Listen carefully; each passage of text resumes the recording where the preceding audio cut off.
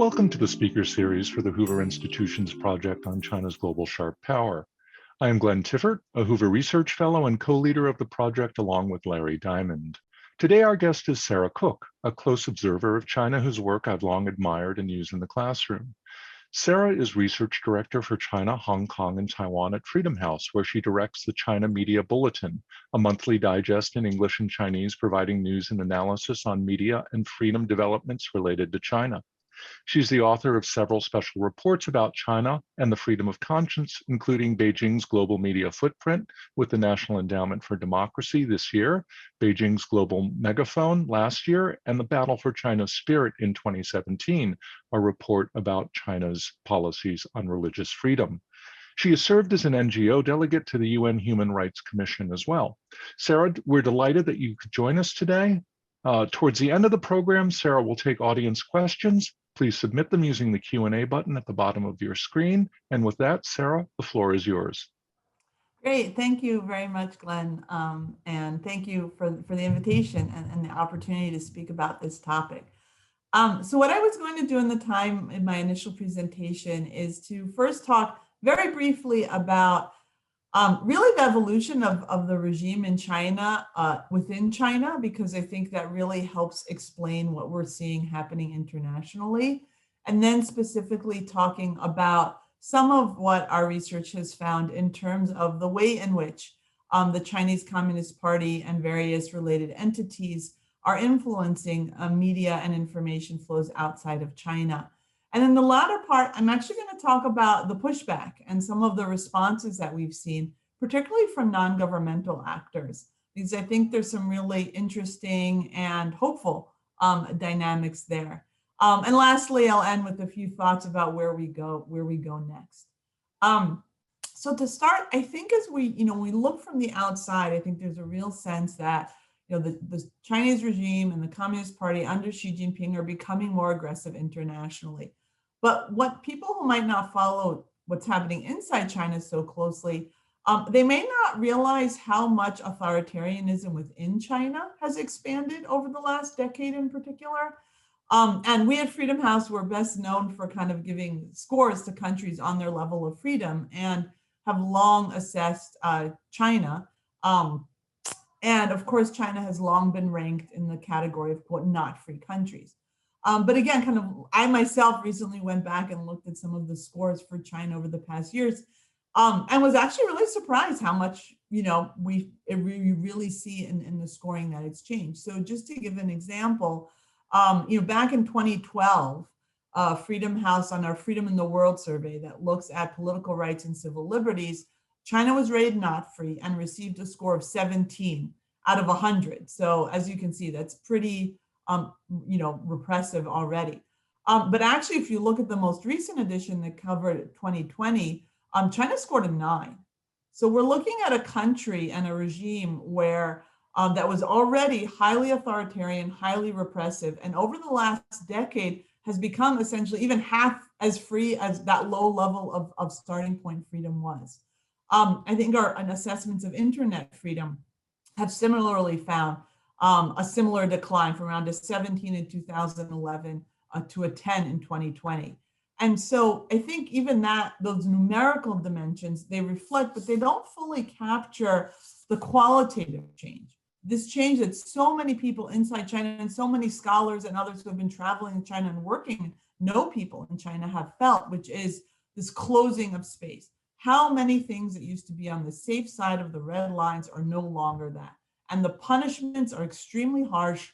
We're talking about people, being detained, being thrown in not only in extra-legal camps, but in very, very long prison terms.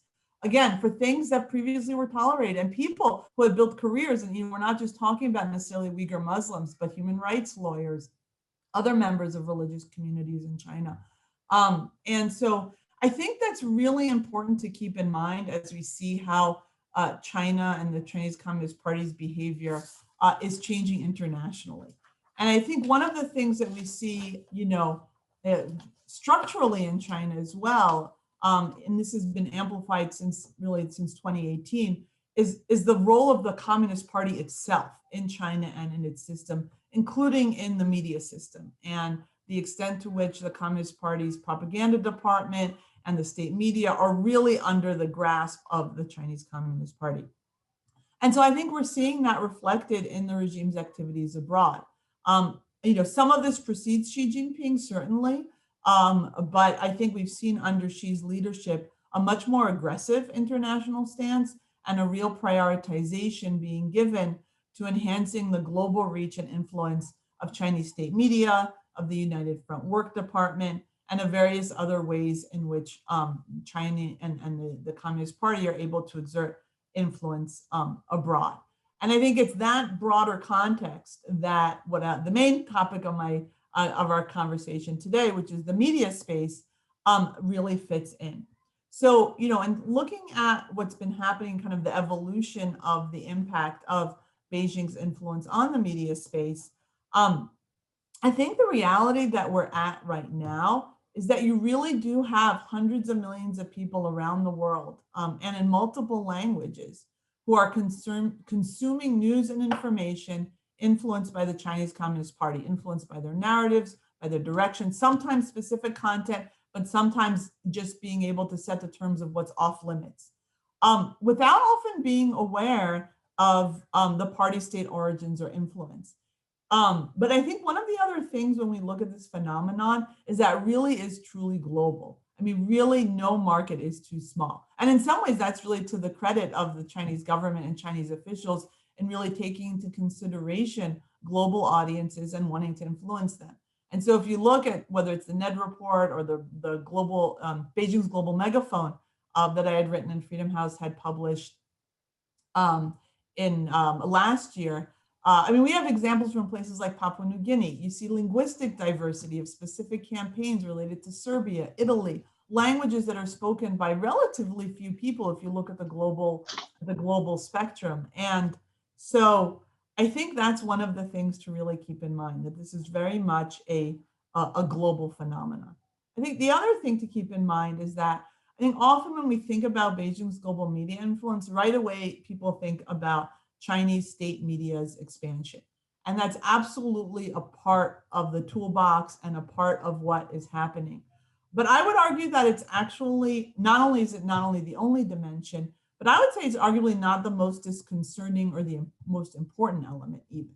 I think when I think about the aspects of China's media influence that are worrisome and where we really want to put a focus on, is where you see these 3 C's that the Australians had coined of elements that are covert, coercive, and corrupting. And so, in kind of our analysis and trying to set a framework around this, really we divided the influence dimension into 4 types. One is propaganda and promotion of Chinese government content and pro-Beijing media outlets and narratives. Now, some of that happens by Chinese state media, and it's very obvious that it's Chinese state media. But even when it's Chinese state media, a lot of times, there is an element of covert and lack of transparency in the taglines they use to self-describe themselves on Chinese social media, in the placement of paid advertisements without a clear designation, whether it's of the title that this is coming from the People's Daily or China Daily, or again, the description. It'll say People's Daily, which is the Communist Party's mouthpiece, it will say the largest newspaper in China. China Daily, which is a state-owned English language media outlet, will simply say the largest English language news outlet in China. Well, of course, it's one of the few that's really English language news outlets that's really allowed to be disseminated widely in China. So I think even when you're looking at the way in which Chinese state media content is directly being insinuated into foreign news feeds and the like, there's usually a layer of a lack of transparency there.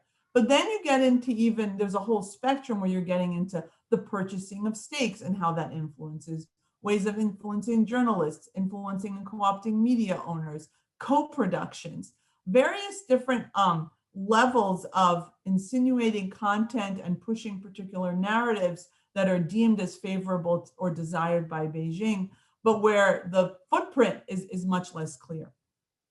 I think another way in which this is actually a relatively new dimension of the media influence on the China side, though we've seen Russia doing it for a long time, are disinformation campaigns. So this is where you're looking at deliberate campaigns and dissemination of misleading content, often via various forms of inauthentic activity and manipulation on global social media platforms that in the China case are actually blocked in China.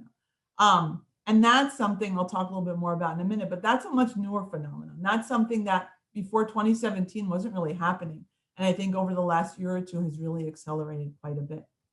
The third category is censorship. So these are various ways in which usually some form of economic clout or pressure on owners, or in some cases, other physical restrictions, intimidation, and harassment are used to disincentivize critical reporting or reporting that on topics that would be disfavored by Beijing. And those are not only, the three T's, Tiananmen, Tibet, and Taiwan, but an expanding number of topics. It includes the persecution of people who practice the Falun Gong meditation. It increasingly includes pro-Tibetans. It includes the suppression of Uyghur Muslims. It includes, what's happening in terms of in the situation in Hong Kong. It includes a much wider variety and ever-expanding list of unapproved topics that are deemed, quote, sensitive to Beijing. And that often do reflect some of that intensifying repression and censorship that we see domestically in China. And then the third, and this is also, again, a relatively new phenomenon that we really weren't seeing up until 4 or 5 years ago. And that's this element of really gaining influence over key nodes in the information flow in foreign countries. So this usually would entail a Chinese technology firm, for example, with close government ties, building or acquiring content dissemination platforms in other countries. And so two examples of this, for example, would be digital television in places like Africa, but also parts of Asia, and social media applications. Not just TikTok, but I think in a lot of cases, apps like WeChat or news aggregator apps that we're seeing in parts of Asia that are owned by Chinese companies like ByteDance or Tencent can really have a profound impact on the way in which certain segments of society in foreign countries obtain news and what news they actually have access to. So I would say those are kind of the 4 parts of the toolbox. And so as you can see, the state media expansion, like whether people are turning their TVs to CGTN, is actually really a small proportion of that. So I think in terms of, I'll talk a little bit about some of the trends that we're seeing, especially since 2017. And that was, I think, that coincides with Xi Jinping at the 19th Party Congress, affirming that and saying that, implying that China should serve more as a model for developing countries, having a much more internationally looking perspective. So one is the emergence of more Russia-style social media disinformation campaigns, but also things like manipulation of some search results sometimes, and just overall, and this is really what's happened in the last year and a half, is more sophisticated and impactful tactics, more examples of content that it's not just about topics that relate to China, some of the sensitive topics I was talking about before. It's not just about trying to make Uyghurs or people who are supporting the Uyghur cause look bad, or Chinese overseas dissidents look bad, or Hong Kong protesters look bad, or adjusting the information there. But increasingly, things related to foreign societies, and campaigns that are, in some cases related to China and say aid to Italy surrounding the COVID pandemic, but also just sowing divisions, amplifying hashtags related to racial tensions in the United States, certainly getting involved in elections in Taiwan. But I think the other thing is just the linguistic diversity and the wider array of, now new and more authentic looking profiles that are tweeting and posting in Spanish, for example, and then actually getting retweeted by pretty high level social media influencers across Latin America. So you definitely see this adaptation and sophistication on the disinformation side. I think more generally what we're seeing is that a variety of tactics across these different elements, and in all of them pretty much, especially in terms of propaganda, censorship, and disinformation, you really see tactics that were initially used to co-opt Chinese diaspora media and suppress critical coverage in overseas Chinese language publications being applied with some effect to local mainstream media in various countries. And that's where you see dynamics related to purchasing stakes, buying paid media supplements, co-opting owners, but also sending intimidating emails and other forms of intimidation to local journalists in places like Sweden or Russia, or I think there was a cartoonist in Ghana maybe, to try to intimidate people in terms of the kind of content they're publishing that's perceived as critical of China. And even just critical of China's economy, for example. It's not necessarily always related to the political system. I think the other element is, this question of when you have Chinese companies that are gaining control or, and get to be the gatekeepers over the content dissemination system. So I'm not talking here about this question of, is there a backdoor that enables surveillance? I'm talking strictly about the content dissemination side. The big question is, well, maybe they'll just, that doesn't matter. But the issue that we're seeing is that you do see that gatekeeping being used to manipulate the content. So you see very clearly on WeChat, activists being censored, politicians who use WeChat to communicate to their local constituents, their Chinese constituents, being censored, having particular posts about the Hong Kong protests, about, in one case in Australia recently, about a form of disinformation, very distorting post by Chinese state media on a global social media platform, a correction or response issued on WeChat, and WeChat censoring it. And then I think, a number of other examples, a news aggregator app in Indonesia that was found that moderation policies were downplaying certain types of content.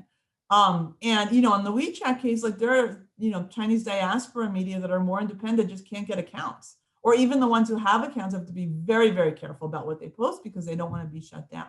So very much a situation where that type of gatekeeping is actually influencing the conversations that people can have.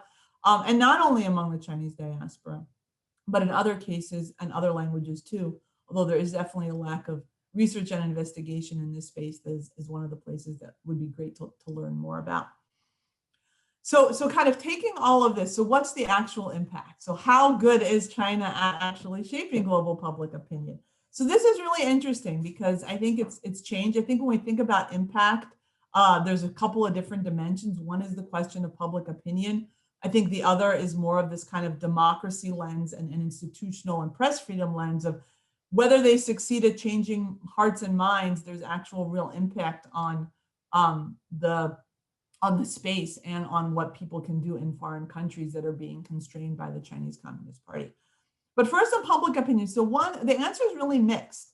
And it actually changes over time. So when you look at China's image, say, around the world, and of course, this is influenced by a variety of factors, not only Chinese state media, but it's one of the few sources of data that we have. So when you look kind of at the earlier part of the last decade, public opinions in academic studies really show that in these initial years of the state media's expansion, views on China and Xi Jinping personally improved, particularly in parts of the global south, various African countries, places like Lebanon, India, Brazil, Argentina. But what's really interesting is when you look is that since 2015, even where there's more than half of the population that views China or Xi Jinping favorably, the percentage has dropped. And you really see the percentage of people expressing a favorable view, and this is mostly in Pew surveys, decline, sometimes pretty precipitously. In some very influential countries in the global south, places like Indonesia, the Philippines, India, Brazil, Kenya.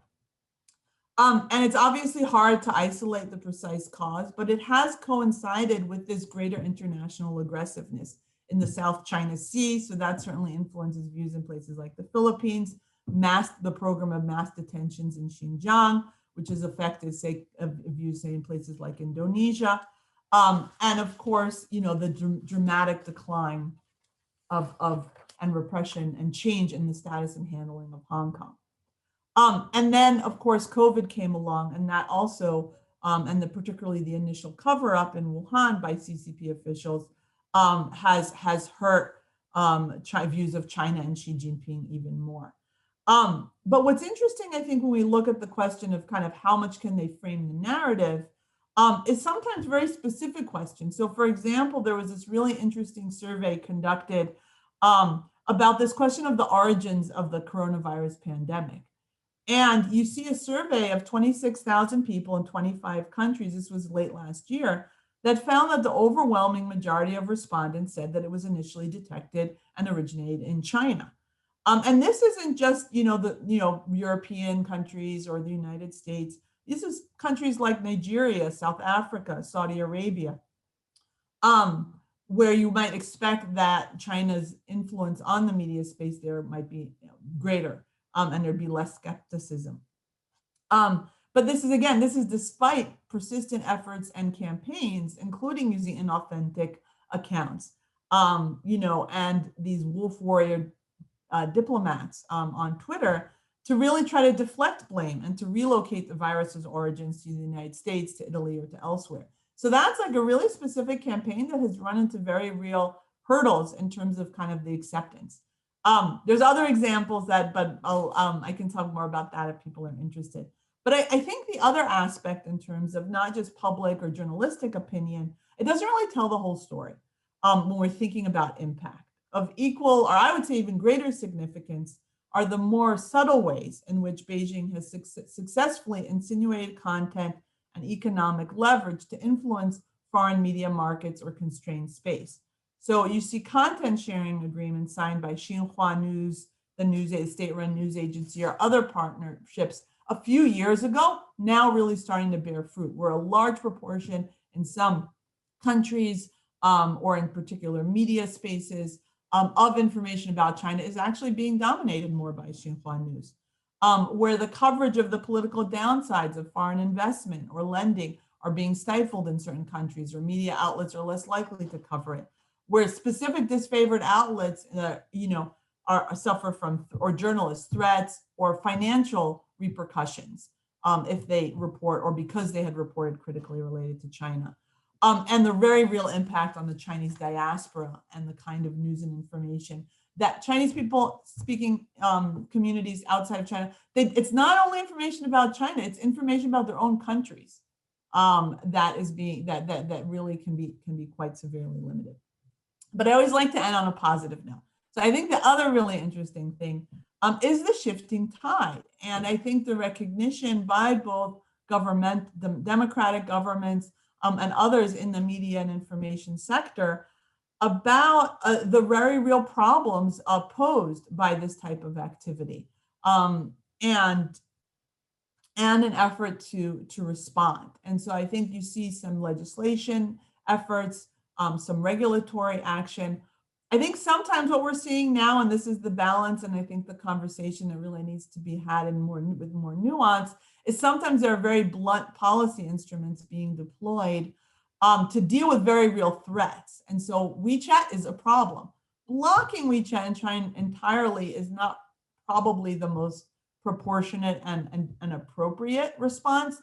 So I think trying to figure out how to respond in a way that still protects freedom of expression and access to information is one of the real challenges we're facing now.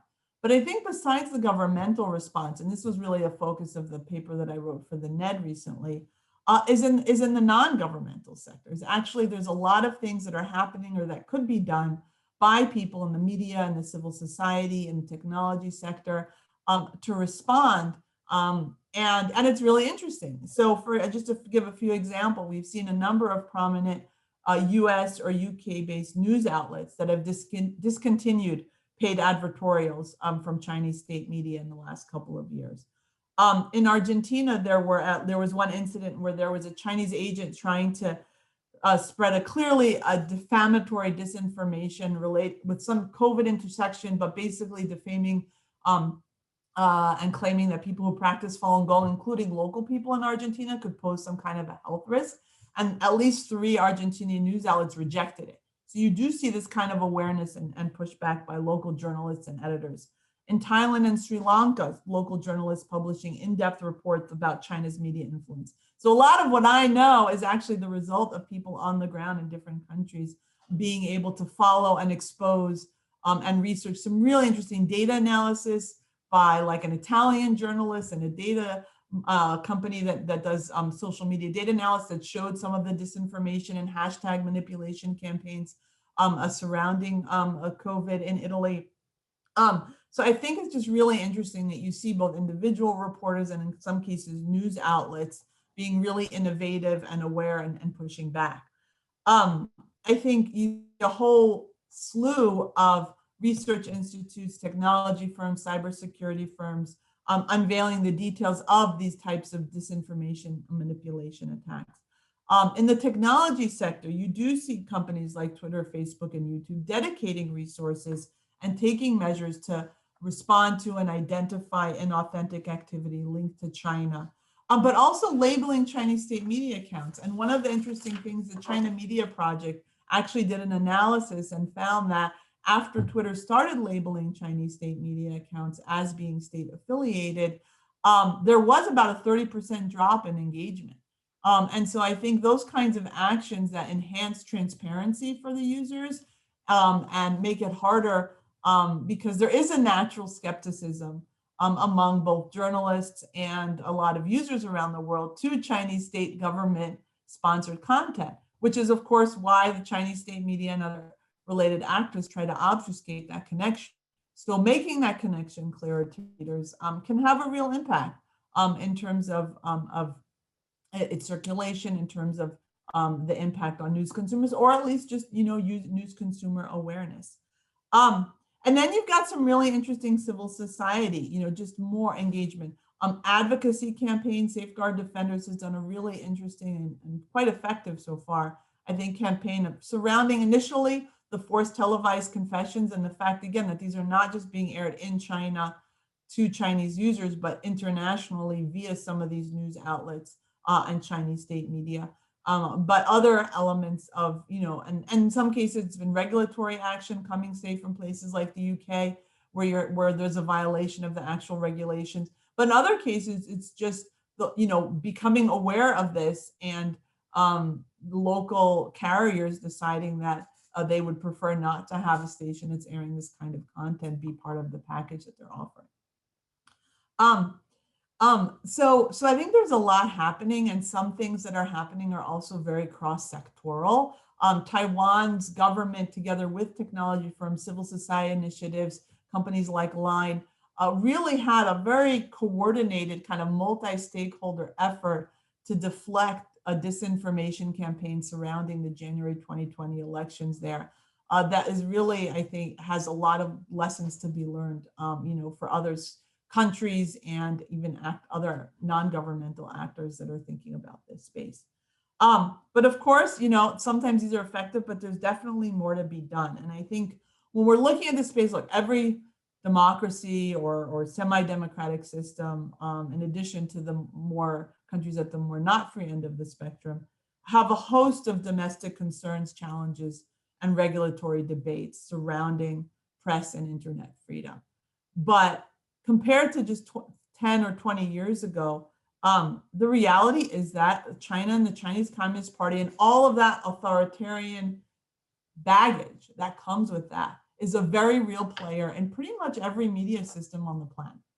And so it's really imperative that anyone who's engaged in this space, be they journalists, regulators, technology firms, press freedom groups, and even ordinary news consumers, acknowledge that influence, understand it, and be aware of the tactics, be alert to the pitfalls that are inherent in some of the media engagements. Because one of the things that we've seen and that our research has found is that when you look, there are just hundreds, if not more, of incidents that have occurred around the world over the past decade, repeatedly demonstrate that once the Chinese Communist Party or a company or a media outlet or someone with close ties to the party gains a foothold, especially an economic foothold, within an information dissemination channel, manipulation efforts are inevitably going to follow. It might not happen today, it might not happen tomorrow, but at some point that's likely to be, when it's insignificant enough and deemed enough in the interests of the party,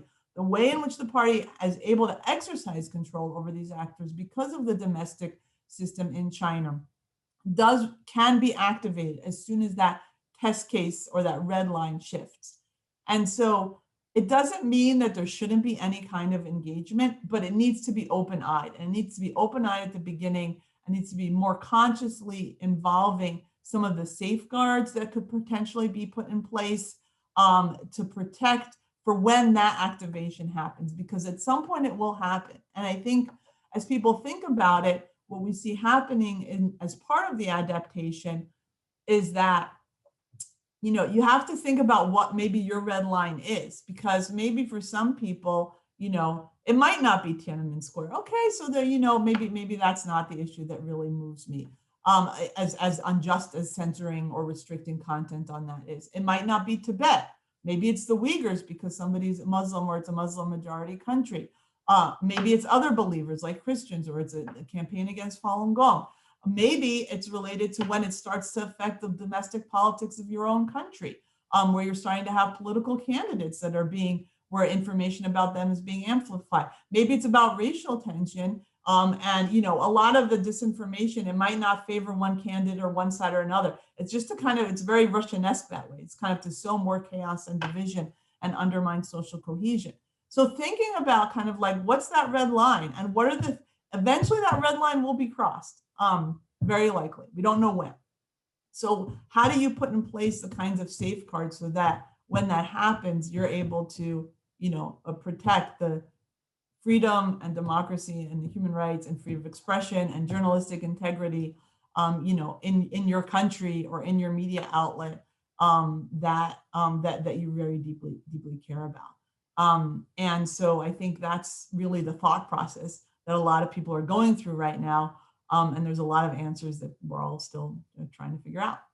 Thank you, Sarah. That was a really great overview of China's changing policies in global media.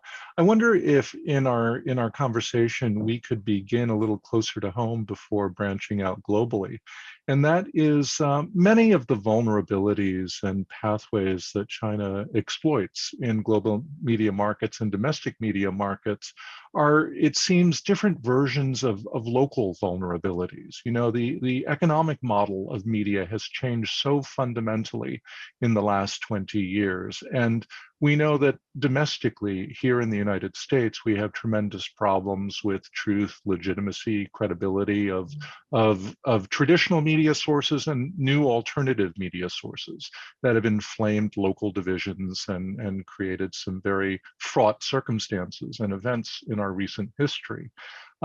What is China? What is the unique China dimension here in the United States to that problem? What does China add to the problem, or is China free riding on pre-existing vulnerabilities and using them to its own advantages? And then secondly, how is what China is doing different than, say, what Russia is doing? You know, many people have observed, for example, that China's messaging tends to focus on the positive, constructive, telling China's, you know, story in the best terms that it possibly can, whereas Russia seeks to sow division, to divide. They're not really putting forward a positive narrative of Putin's vision of the world. Would you endorse that understanding? Do you see it differently? So I'll leave those two questions and we'll go from there. Okay, I think the second question is probably a faster answer, and I'll go with that first. I think there's more convergence than there used to be, because I think it used to be much more clearly that Russia, and it's still the case is, as far as I understand it, you know, is very much, it doesn't really care about Putin doesn't care so much about Russia's own reputation. It's more about taking down democracy or taking down other countries and countering, you know, the West or the United States. I think the shift that we've seen with regards to China, and it is a little bit of a problem, to be honest, for the image of the Chinese Communist Party and the state-run media, even as they're trying to, on the one hand, tell China's stories well, but increasingly the way in which they're doing it actually hurts China's reputation. So they're kind of undermining their own efforts. So you see, if you look at a lot of the content, it is still, a lot of it is seemingly benign, is kind of trying to prop up a positive image of China and the Chinese government and innovation and bullet trains and and fuzzy pandas and things like that. But I think I first noticed this in 2019 at the height of the Hong Kong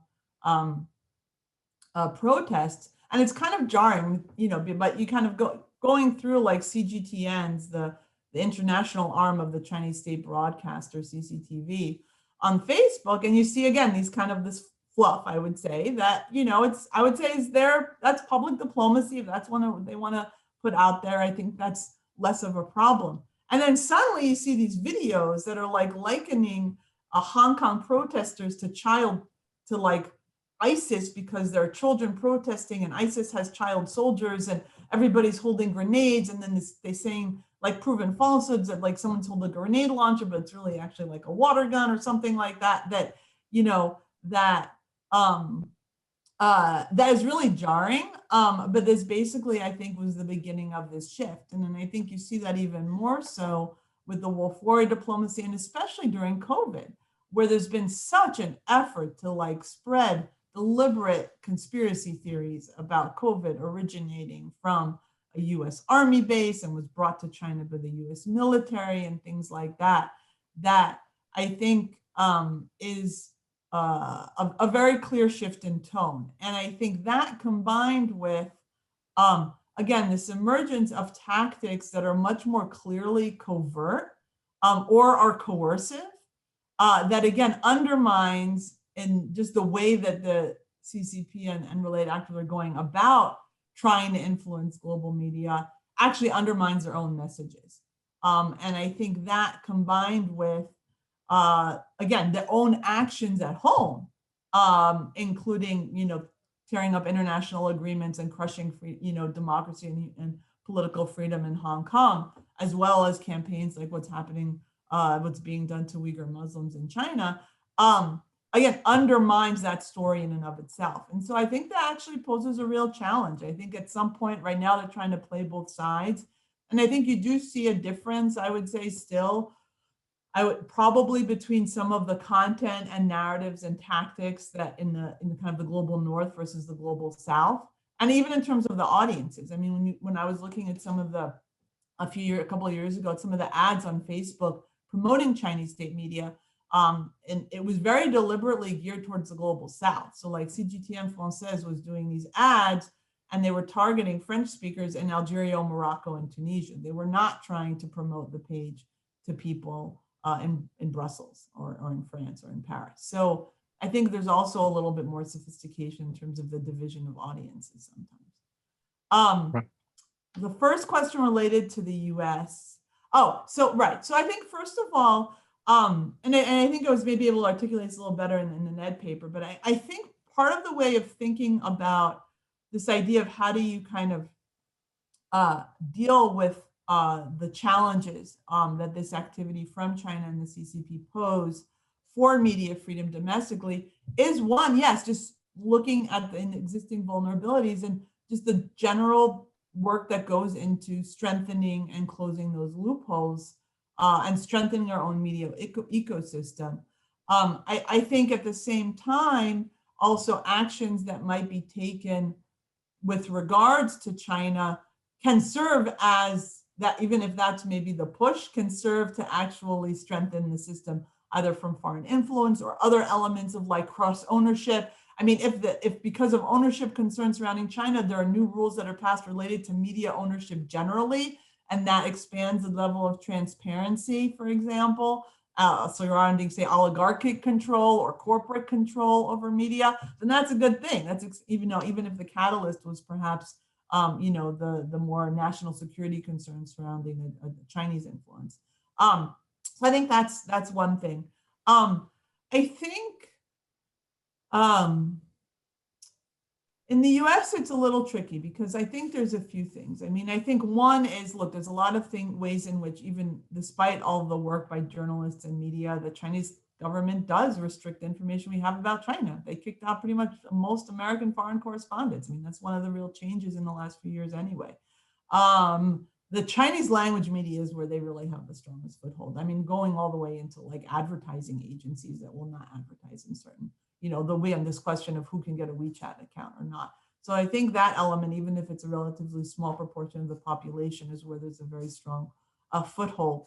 I think you're starting to see things like, as far as I understand, this element of like purchasing stakes or influencing local media, radio stations in like Las Vegas and things like that. So I think those are some of the places to kind of watch. But I think there is definitely, when we look at more of the kind of disinformation elements, you do see that it's more about amplifying existing divisions, existing hashtags,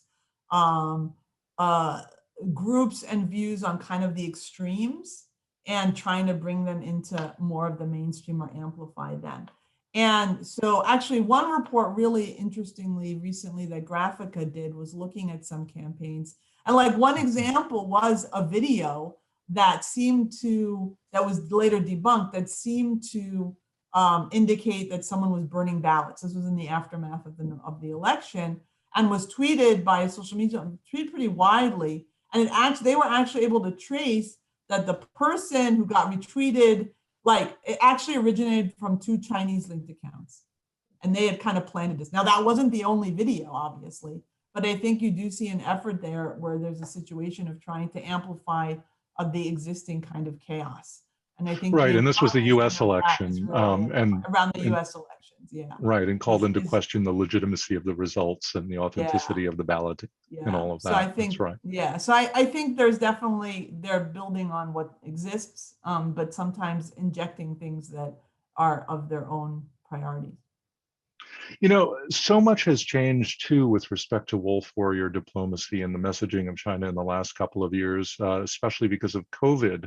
But much more recently, over the PRC policies and the criticisms directed regarding PRC policy in Hong Kong and Xinjiang. I wonder if you have any observations as these are developing in real time about whether PRC media policy and messaging is evolving as they step up and are really in the hot seat now over the changing environment in Hong Kong and Xinjiang. Is this an elaboration of the trends you've observed, or are they shifting into a new and sort of higher gear? Both, I think. I think if there's, well, one is the question of messaging, the other is the tactics. So I think what you're seeing is an elaboration of the tactics, especially and an expansion of the target. So that's often what we'll see domestically, is that you'll see tactics that are used against one particular group or perceived CCP enemy, and it seems like maybe it's it's an aberration, and it starts to expand. So even if you look at what's happening in Xinjiang now, a lot of these quote transformation tactics and re-education through transformation, that really comes from the campaign to eliminate Falun Gong. And some of the specific officials are the same people. So you definitely have this kind of learning curve. And so I think that's some of what we're seeing now. So we're seeing some of the kinds of attacks on people like Adrian Zenz, on a Chinese Australian researcher, really vicious attacks, personalized attacks against them. That are things that have happened to people like Yang Junli, or have been happening to Teng Biao, have been happening to Chinese activists overseas, but now, now that you're seeing happening to someone who's not just in exile, but someone who's, a native Chinese Australian or a German researcher. So I think this element of particular targets and tactics that were tested out in one way or another, being expanded to a wider range of topics or targets is part of what we're seeing. And then I think the other element is this question of the adaptation, where you're seeing, especially again, this element of kind of having more success in getting social media influencers in different languages, creating more personas for fake personas as opposed to just bot accounts. So that's again, adapting something really much more from the Kremlin's playbook to some effect in terms of actually getting social media influencers in different countries. There's been a bunch of I think YouTubers, a lot of them are foreigners, some of them are in China, some outside of China, that have been publishing various videos, and it's kind of, we don't know exactly where the reason for that is. Maybe that's their, their genuine opinion, but I think there's speculation that there's some money being exchanged and things like that. So, and those are some things, again, we've seen before in the Chinese language space. So I would say it's a combination of adapting tactics as well as expanding previous tactics that were used against one target to a wider array of targets and topics. A new and really alarming trend in the Chinese media space, of course, is the changing climate in Hong Kong. Wonder if you have any observations on exactly what is happening to Hong Kong media right now, how quickly it's moving, and then some strategies for helping to preserve media freedom and our understanding of what's happening in Hong Kong and the ability of people to express themselves freely in Hong Kong. So I mean, part of what's really amazing about the media in Hong Kong is that they're hanging in there. I mean, so much of what we actually know about what's happening is because outlets like Apple Daily, like Hong Kong Free Press, like Initium, they're actually still reporting, and they have people in Hong Kong and they're still reporting about what's going on, and they're reporting about all of the different cases. And so I think the space to watch, in addition to the case against Jimmy Lai, is when things start, if you actually get some of these news outlets being effectively shut down completely. Right now, I think some of those independent outlets are managing to survive. We'll see how long that lasts, but I think it really is the courage is actually quite remarkable, and the amount and quality of the information they're still able to get out. I think one of the biggest changes in the media space has been the public broadcaster, RTHK. Because RTHK has long been really quite editorially independent and really just a really important source of information for people in Hong Kong, and as well as, let's say, broadcasting BBC World. And it's just been like really dramatic, the change. It's like something we and others have been warning about. And I look back at like a report we wrote in 2007. We were warning about the editorial independence of RTHK, and it's just been gutted just in the last few months in terms of now at the leadership level, in terms of firing dismissals, in terms of canceling of programs, in terms of canceling of, say, carrying BBC World programming. It's just been, and it's really sad to see. And I think we're going to see more people departing from there.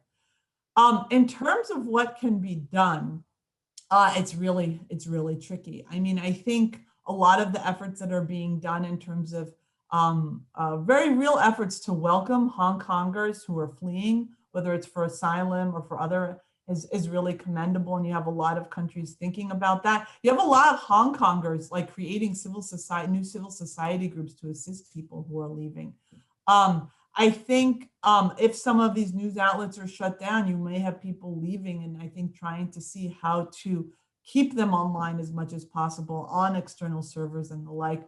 We are seeing some news sites starting to be blocked in Hong Kong. So I think I think there's a long way to go before the Great Firewall fully descends on Hong Kong. So there is still some space. And I think thinking about, and I'm sure some of these outlets have contingency plans and the like, but about how to support them if they really do need to leave or move their efforts outside of Hong Kong, to see how to support them as essentially exile media then. I want to ask you, one way of understanding China's global media footprint and the tremendous gains it's been able to make is through the lens of market failure. The economics of global media have changed so much. Western media are retrenching and withdrawing from many parts of the world and many media markets, and China is rushing in to fill that vacuum with a lot of state subsidies. China, for example, is making its wire services available to local newspapers and media outlets in the developing world at low or no cost, whereas BBC or AP,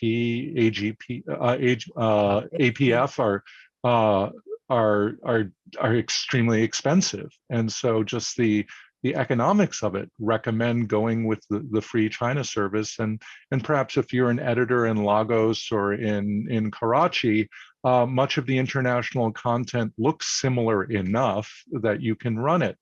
What role does government have in stepping in, the US government or other Western governments to step in where markets seem to have failed and are ceding the territory to China?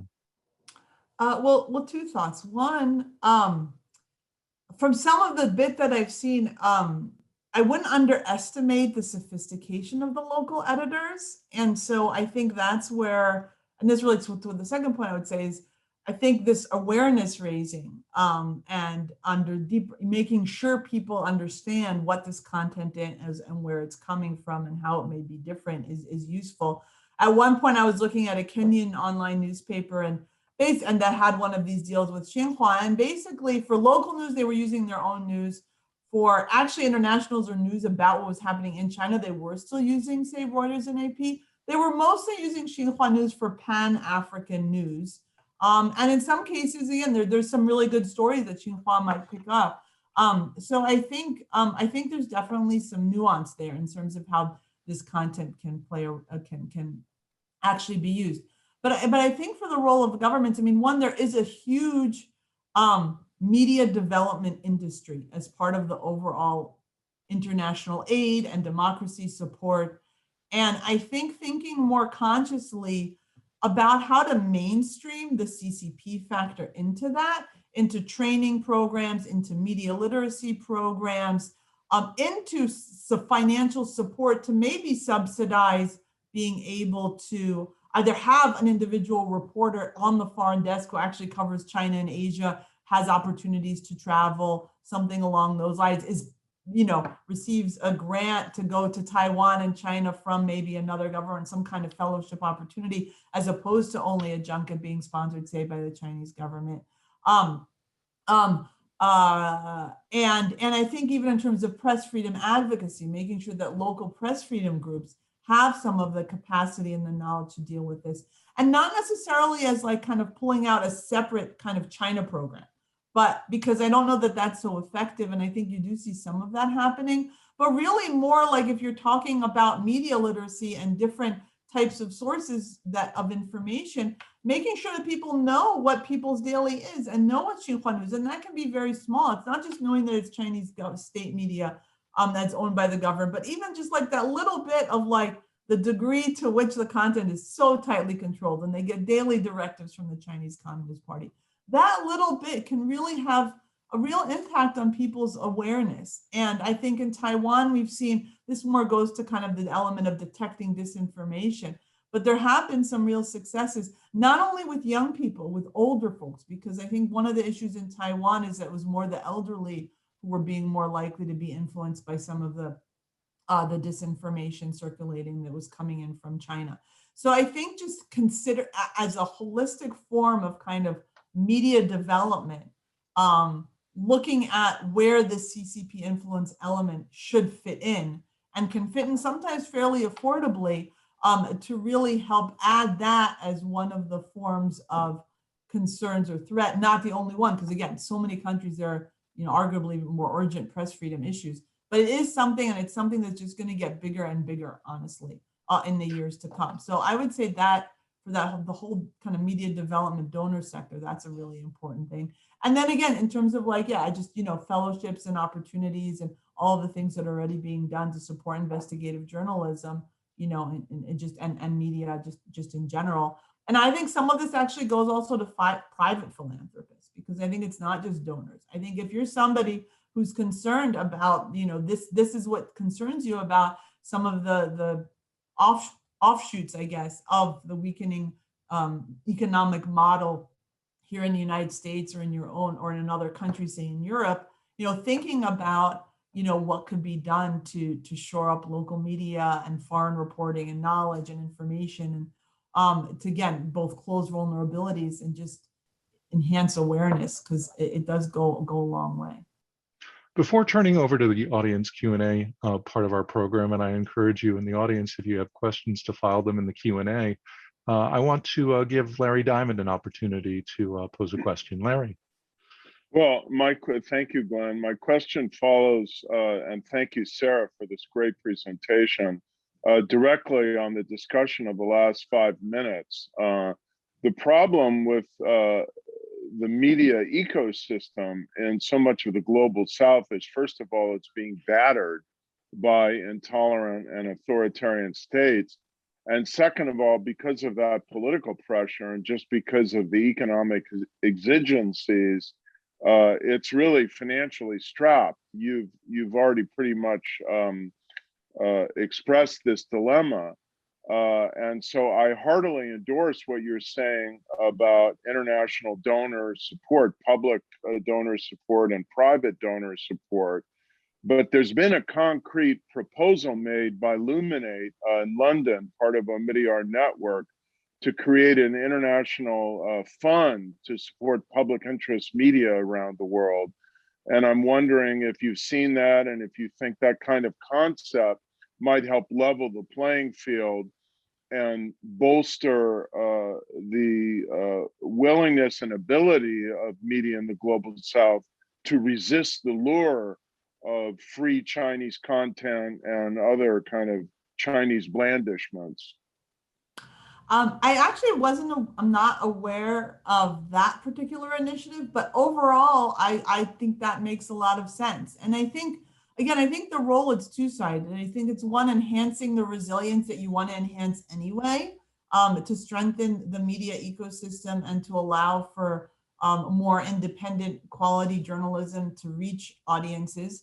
Yeah, and then I think there's that China part where, that type of financial independence just makes it more likely and feasible for a journalist at a particular news outlet to go and do an investigative report about what's actually happening at the site of a Chinese, Chinese state-related, investment, or to run an article about Uyghur refugees in their country or what's happening in other cases. So I think they're not mutually exclusive, I guess would be what I would say. And so I think having an initiative like that would be worthwhile. Also thinking about, again, where this kind of CCP factor fits in terms of, being able to strengthen and counter this.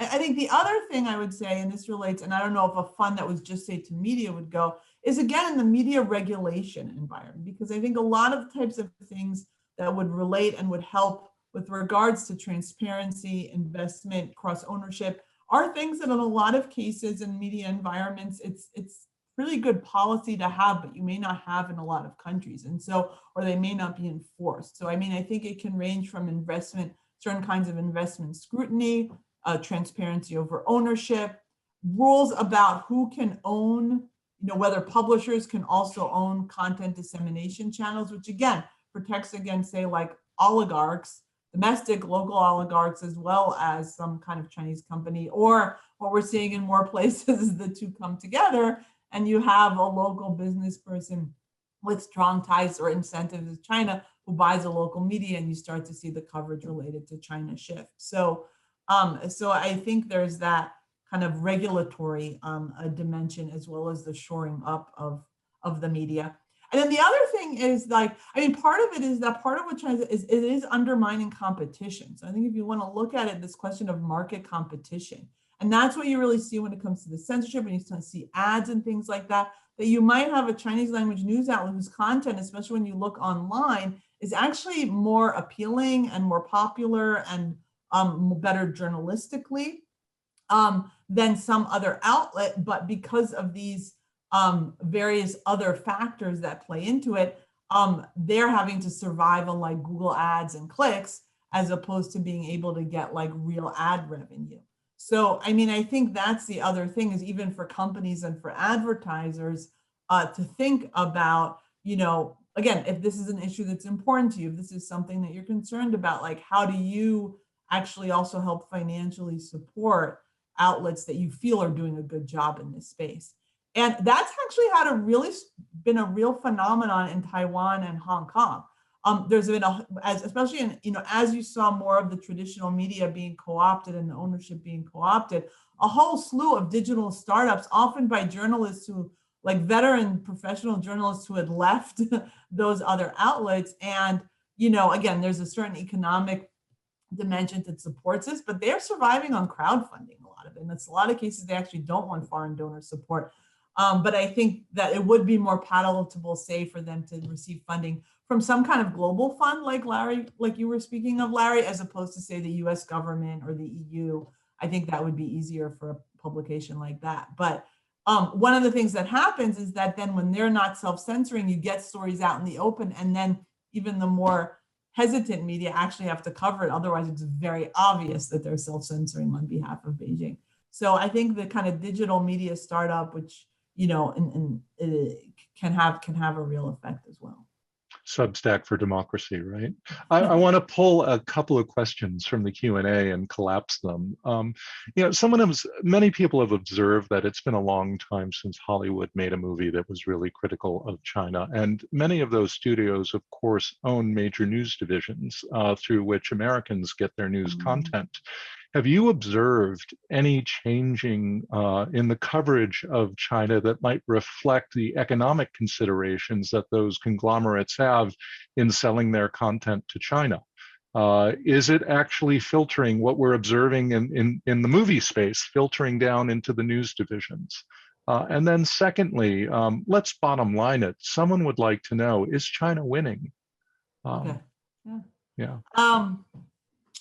Well, the second question, I don't think they're winning, actually. And I think some of the examples I was giving before, and I think the general skepticism, I think, and just again, if you're talking about perceptions, I think in a lot of ways, they're not winning. But I think there's a foothold that's being gained. And I think being able to protect against that more proactively, because in the next 5 to 10 years, it's going to be a really crucial part of this battle. I think especially on the figuring out what to do about social media apps from China and how to both allow access to information, but see how you deal with the content moderation policies, which gets into a whole other conversation, is going to be a big part. But overall, so far, I don't think, and I think the other thing I would add is, it's hard to see this from the outside, but a lot of this is driven by very deep insecurity on the part of Xi Jinping and the Chinese Communist Party domestically. There are a lot of people in China, in the party, in the elite, who are very unhappy with the direction that Xi has taken it. And periodically, you'll see those voices pop up and then kind of get shut down.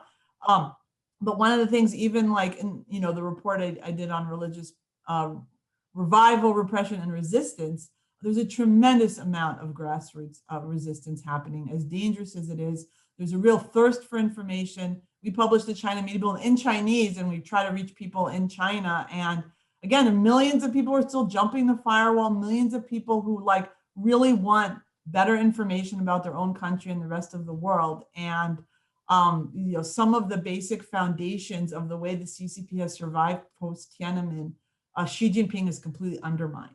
So there's a real deep insecurity there that's driving some of this. I don't know where it'll go or when what will happen there, but I think from the outside, they're not as strong and robust as they may seem. To the first question, I haven't seen that. That doesn't mean it's not happening, and I haven't really looked at it that closely. One of the projects we're starting to work on now is actually to do more methodology and do more country-specific case studies on both Beijing's influence and these various kind of ways the toolbox plays out, but also factors related to resilience. And one of the countries we'll be doing is the US. So I'm hoping actually to learn a little bit more about what's happening here in the US, over the next year or so as we embark on this new project. And then I'll be able to answer that question probably better. Well, Sarah, thank you so much for a really great overview of the changing global media footprint that China is imposing. It's always a good day when we can end on an encouraging note, too. So for those of you in the audience who want to pursue this a little bit further, I refer you to Sarah's report, which came out this year from the National Endowment for Democracy, called China's Global Media Footprint, in which she goes into some of the things that she discussed today in greater detail. I want to invite you back on May 11th, where we'll be joined by Andrew Nathan and Wu Jimin to discuss their new book on China's influence and the tug of war in Hong Kong, Taiwan, and the Indo-Pacific. Thank you very much for joining us today, and be well. Thank you, Sarah.